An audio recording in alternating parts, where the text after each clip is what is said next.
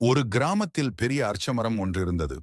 பிள்ளைகள் அதன் நிழலில் விளையாடுவார்கள், முதியோர் அதன் கீழ் அமர்ந்து உரையாடுவார்கள், பயணிகள் நிழலில் ஓய்வெடுப்பார்கள்.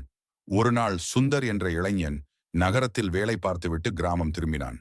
அவன் பார்த்தான், அந்த மரம் முதுமையை எட்டியிருந்தது. சில உலர்ந்த கிளைகள், சுருங்கிய இலைகள். சுந்தர் சொன்னான், இந்த மரம் இப்போது எந்த பயனும் இல்லை. பழம் தரவில்லை, மரக்கட்டைகளாகவும் பயனில்லை. இதை வெட்டி இங்கு கடை கட்டலாம். கிராம முதியோர் சிரித்தனர், ஆனால் எதுவும் சொல்லவில்லை. சுந்தர் தொழிலாளர்களை அழைத்தான். முதல் அரிவாள் மரத்தை தாக்கியவுடன் வானம் மேகம் மூடியது, வலிய காற்று வீசியது. அப்போது ஒரு முதியவர் வந்தார். அவர் சுந்தரை சிறுவனாக இருக்கும்போது வளர்த்தவர். அவர் சொன்னார், மகனே, இந்த மரம் உனக்கு நினைவில்லையா? நீ ஜுரத்தால் பாதிக்கப்பட்ட போது உன் அம்மா இந்த நிழலில் உன்னை தூக்கி உட்கார்த்தார். இந்த மரம்தான் உன் விளையாட்டு நாட்களில் உனக்கு துணையாக இருந்தது. இப்போது இதற்கு வயது ஆகிவிட்டதால் பயனில்லை என்று வெட்டிவிடலாமா? சுந்தரின் கண்களில் கண்ணீர் வந்தது. அவன் தொழிலாளர்களை நிறுத்தினான். மரத்தின் உலர்ந்த கிளைகளை வெட்டி பராமரித்து மண்ணை சேர்த்து தூய்மைப்படுத்தினான்.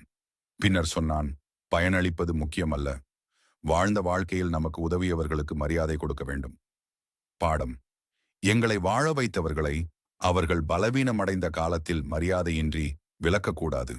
நன்றி உணர்வும் மரியாதைக்கும் சமமாகும்.